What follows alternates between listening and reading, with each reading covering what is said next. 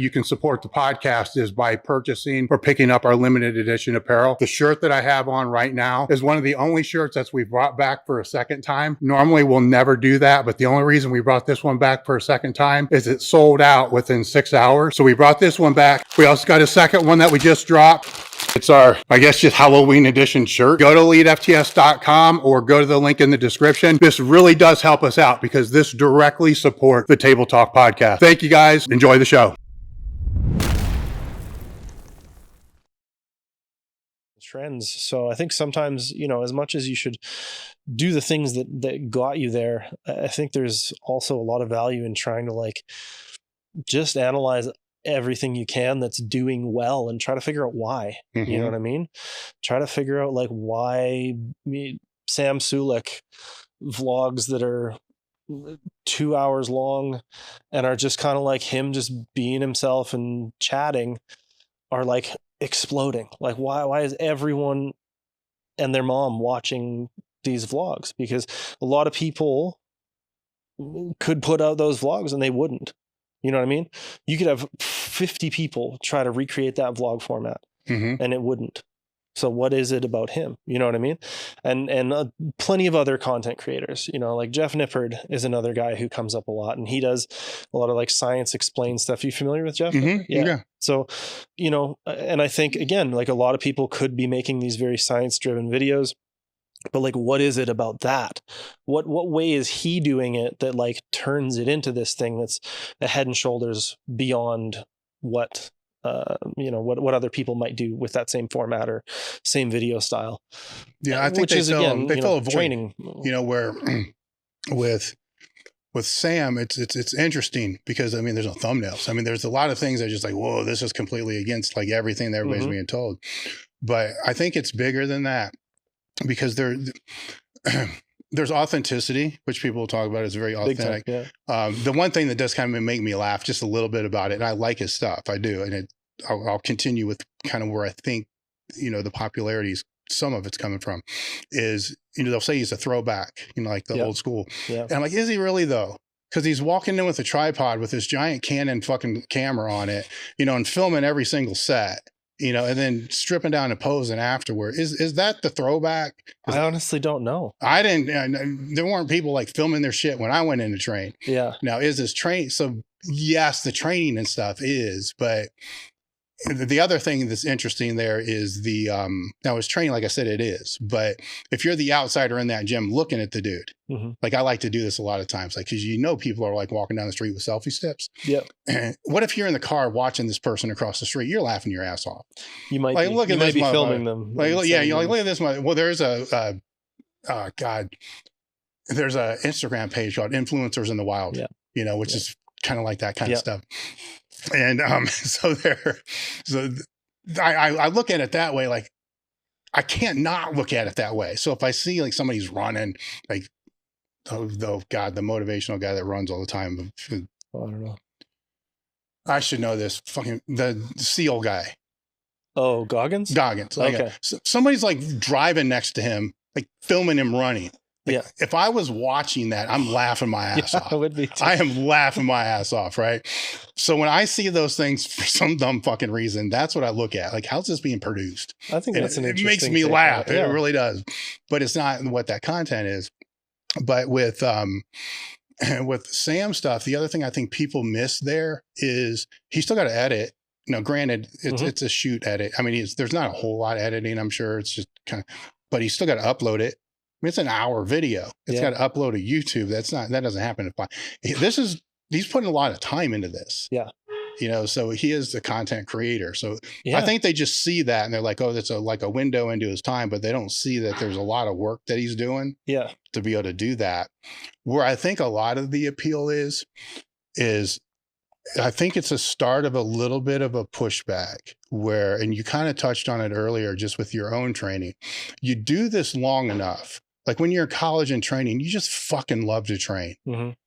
Like fuck everything else. I'm just fucking training. Like I'll skip the class to go train.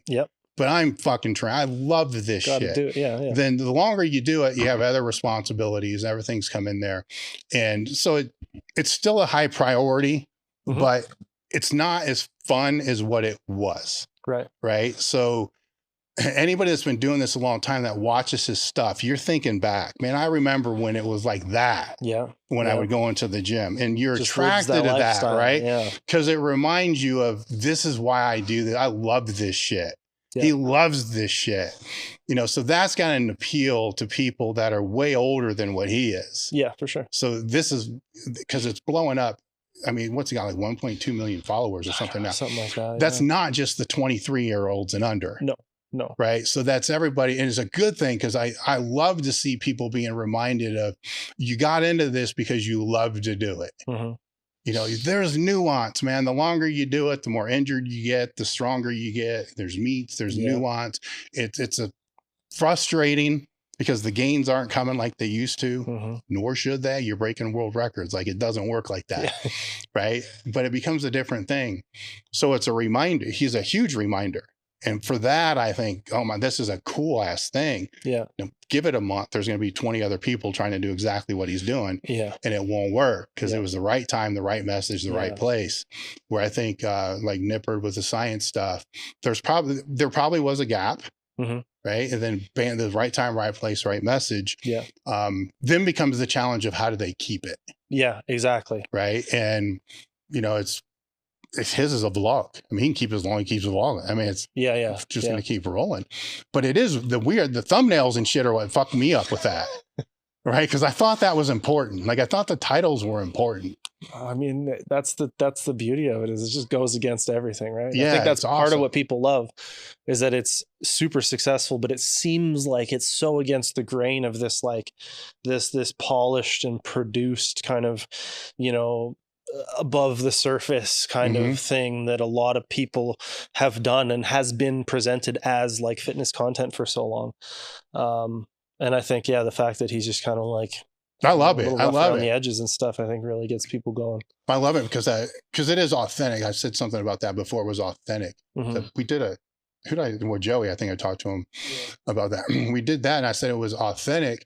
And I'm like, what's he supposed to be, fake? I mean, people are like, this is the funniest thing about YouTube, is people do reaction videos on him. And the people that do the reaction videos are actually in character mode themselves, right? So they're not their own authentic self when they're doing the reaction videos, right? Because some of these people I've met, that's not them. They have their camera, and that's okay. Yeah. They have their camera character, then they have their real life, and that's fine. But you're not authentic, you know, complaining about somebody else who's authentic. You know, it's odd to me. You know, you can't say that while you're fake as fuck yourself. You know, it's I mean, you could. You know, it's interesting. And I think my response to Joey was, when it really started popping off, it's like, so what's the alternative? What he's doing? Being fake? Yeah. You know, so like, he should like wake up in the morning and eat fucking 10 egg whites and, you know, Ezekiel toast and, you know, all the shit by the book. Yeah, by the book that everybody thinks that he should do. So he should just fake that. That would be better. You know, I don't know. You know what I'm saying? But Joey had an interesting point with him as well, because he said if he was a power lifter or a strongman, nobody would give a fuck. They wouldn't care about what he was eating. Okay. Like they wouldn't give a shit that he was eating cereal. Yeah. You know, or cinnamon toast or whatever it is. Yeah. They wouldn't care. I think probably it would be harder in general for him to do what he did if he was a strength athlete versus being in the bodybuilding world, because it's so visual, because it's so like, I don't know, like you can watch somebody lift a weight and you're like, I don't know how much that is, whatever. I guess it looks kind of heavy.